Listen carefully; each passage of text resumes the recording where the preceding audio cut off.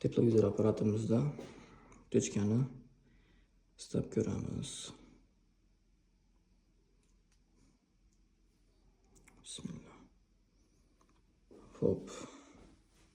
Bu apparat savollar bo'ladi, qanday ishlaydi, prinsip qanday? İşlash prinsipi. Mana misol uchun radiator. Radiator mana 56-57 gradusda issiq beryapti. Bu issiqlik manbai, ya'ni sentral отоплениyadan keladigan suvni ishlaydi. Bu yerda issiqlik manbai bor, ya'ni kotelni bor alohida. Xo'p, endi mana xonamiz. Xo'p, rejimini o'zgartirib olamiz. Mana bu rejimga olsak, teplo batareyasini ko'rsatadi. Mana teplo batareya. Yevropada sanuzel ekan. Sanuzelda juda katta teplo batareya bo'lyapti. Bu binoda orqasida nima bor bilmayman. Mana bu joyda mana qandaydir juda katta teplo batareya bo'lyapti mana. Shu kafilda o'rnida mana. Shu joyda. Xo'p, yaxshi. Endi taxmin issiqlik manbaidan kelayotgan issiq suvdan o'techka bo'lgan bo'lish ehtimoli bor deyilyapti.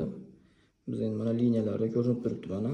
15 sm qalinlikda bo'lsa ham liniyasini ajratib beryapman. Xo'p.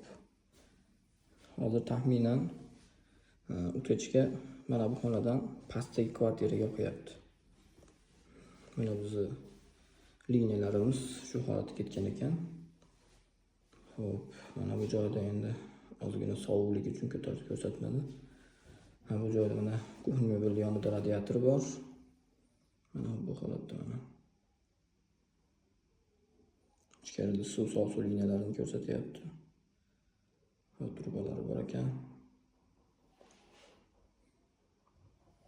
Mana bu joyda mana biz taxminimiz ozgina issiqlik tarqashi bor devorning ichida. Mana ko'rinishda hech narsaga bilinmaydi. Parketlar ham shishmagan. Xo'p, mana holati hech narsa yo'q. Lekin